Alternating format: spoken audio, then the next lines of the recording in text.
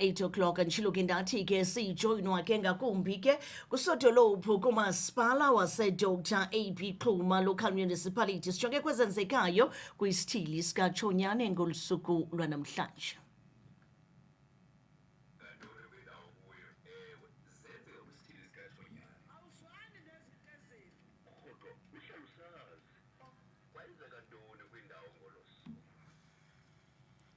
Lungiselela wena ngakumbi ke mphulaphuli phaa ke ekhaya xa sisondela ke ngakumbi ke phaa ke kwezenzekayo kwisithili sikatshonyane. Sodolophu sele esikhona ke silive kwikhasi lethu likaFacebook.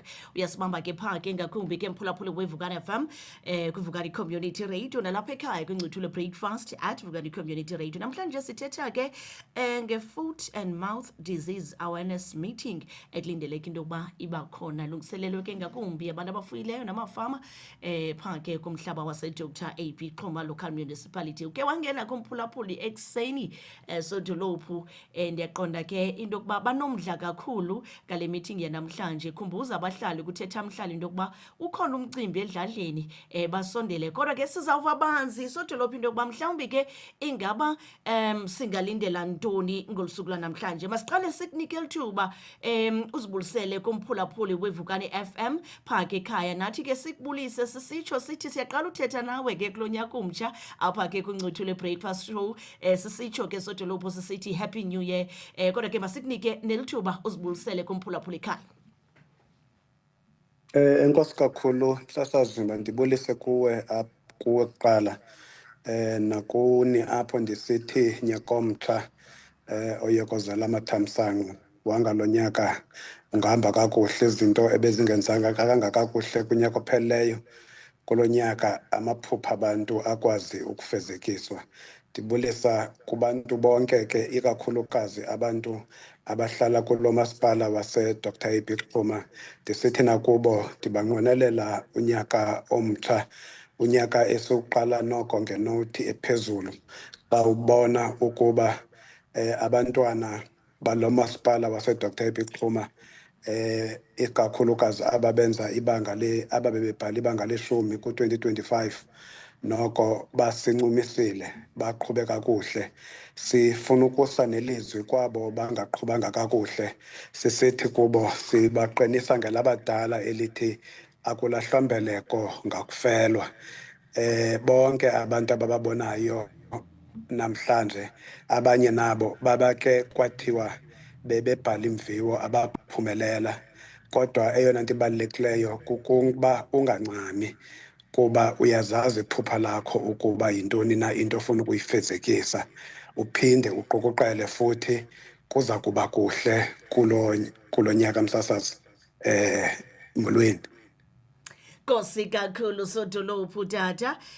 Masijonge ke ngakumbi ke kuyimeeting yanamhlanje. Wena kusandula ke ukujija eloqhosha usibamba sincokola ke nohloniphekileyo ngakumbi ke usodolophu ke ukhansila Siyabulela Kazanqa kumasipala wase-Dr. A.B. Xuma Local Municipality. Sijonge kumeeting yanamhlanje ke xa sijonga ke ngakumbi kulo mcimbi wesisifo nenqonda ke sithe ngakumbi sothusa ngakumbi ke abantu abaninzi. Foot and mouth disease awareness. Nibamba meeting ekumila kunjalo namhlanje. Into nenjongo zokuba nibe ngakumbi nibamba le meeting. Msasazi, kuyasixhalabisa xa kukho izifo esifana nesi sechwane nenyawo nomlomo kwizilwanyana. Kusixhalabisa kakhulu thina abantu abaloko masipala, abantu bethu uninzi lwabo abaphila ngokuba bezifuyela, bathengise imfuyo yabo okanye bachebe iigusha zabo, kuba ngumasipala lona esizingca ngokuphuhlisa ezoqoqosho ngolimo namahlathi. So xa kuchaphazeleka ke imfuyo yabantu, kuyanyanzeleka ukuba njengesikhokelo somasipala sikwazi ukusabela phaa esebeni elijongene ncakasana nale micimbi ichaphazela imfuyo yabantu, ikakhulukazi ngeli xesha lalo mcelimngeni. Siye sathi ke singumasipala masikhwebe lo mhlangano ukwenzela into yoba siqinisekise into yoba abantu bakuthi bayaxhotyiswa, bayaziswa ngesi sifo ngokubanzi. Kuba enye ezinto eziyingxaki eziye zisibethe ngeemeko esihlangabezana nazo ezikumila kunje kukuba sithi sisawufikelwa sisifo, abantu bakuthi ngakumbi amafama angabi na-information, kuthethe wonke umntu. Yenze loo nto ukuba endaweni into yoba isifo esi sibe namaqhinga wokusinciphisa nokunciphisa ulwamvila lokwasuleleka kwezinye izilwanyana, ubone into yoba ngohlobo esiziphatha ngalo siye sinwenwa esi sifo kanobom. Kuba uyawukhumbula msasazi ukuba uninzi lwamafama wethu asebenzisa le nto kuthiwa yi-communal land, kutyiswa emadlelweni apha. Akukho zinkampu, akukho zifama apho kuza kuba lula ukuba xa kuthiwa kukho isilwanyana esithe sabhaqwa sakrokrelwa ukuba sinolosuleleko lwesi sifo, angakhawuleza umfama onendawo ebiyiweyo yokugcina imfuyo yakhe abe nendawo athi uza kuyikhethela kuyo le. Asinazo ii-facilities ezinjalo, isikakhulukazi thina bantu bafuyele ezilalini. Yiyo ke le nto msasazi kubalulekileyo ukuba sibe nolwazi oluphangaleleyo lokuba ngezi available facilities esinazo singenza kanjani na ukuqinisekisa into yoba siyalunciphisa ulwamvila lokosuleleka nokunwenwa kwesi sifo, apho singabona ingubhubhane imfuyo yabantu bakuthi kusithiwa ngoku yonke isemngciphekweni okanye uninzi lwayo. Sibize le ntlanganiso ke sabiza amagosa kuba sithi sifuna oogqirha bemfuyo ibe ngabo kanye abaza kuthi banikeze iinkcukacha ngesi sifo. Abantu bakuthi amafama abe nethuba lokuzibuzela ngokunokwawo kumafama. Asifuni nathi ukuba sichwechwele apho sithethe into esingenalwazi olunzulu, kuba ulwazi oluncinci kuthiwa luyingozi. Yile nto sifuna ukuba abantu aba bafundele ukuba ngoogqirha bezilwanyana ibe ngabo kanye abaza kuba khona bakwazi ukucacisa le nto. Le ntlanganiso ke msasazi besike sathi xa siyicwangcisa sathi izawuba phaa e-Indoor Sports Centre. Siyidikile ngoku into yokuba izawuba phaa eNewcastle Chamber, indawo esiza kuthi sikwazi ukudibanela kuyo. Zikhona ke izinto udepartment azawuzenza kuba nathi aba msasazi ngokunokwethu kufuneka sizazi into yoba kungake kuthiwe izilwanyana mazibanjwe, zivalelwe, zingahambahambi, kodwa thina bantu sibe sihambahamba. Ukuhambahamba kwethu siphinda sibuyele kwezi zilwanyana. Kufuneka ke ngosifumane nathi ulwazi olunzulu ukuba nathi mhlawumbi na ingaba ikhona na into ethi sisemngciphekweni wokuba ngabathwali besi sifo, sisisasaze ngokokuhambahamba kwethu. Kufuneka ke nayo loo nto sikwazi ukuyichazelwa ngamagosa, nento yoba kufuneka sikwazi ukuziphatha kanjani, imfuyo yethu sikwazi ukuyiphatha kanjani ukuze sime msasazi. Bekufanele uba ngoku ndineprogram endinayo apho ndithi ndidlulise amathokazi egusha kumafama ngeprogram yokuphucula uboya bamafama balapha eDr Epicum. Ndiyimisile nayo loo program ngenxeni yokuba kuthiwa ukuhamba kwezilwanyana, laa nto besike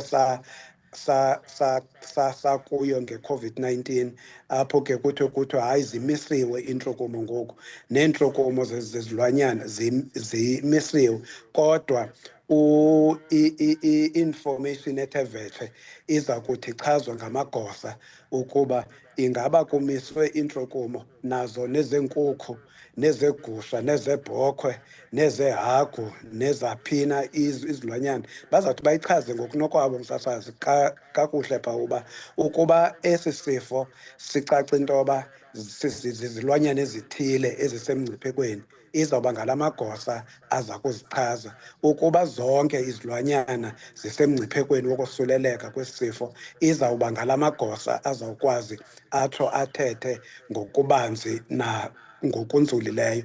Asixhobise msasazi ukuba xa kukho isilwanyana ke ngoku esibonakala sinezi mpawu, ube wena kukho nezinye izilwanyana, kufuneka ezinye izilwanyana ezi uzikhusele kanjani, zisemngciphekweni kangakanani na izilwanyana ezingaba zike zadibana nesi silwanyana esibonakalisa sona ngoku iimpawu.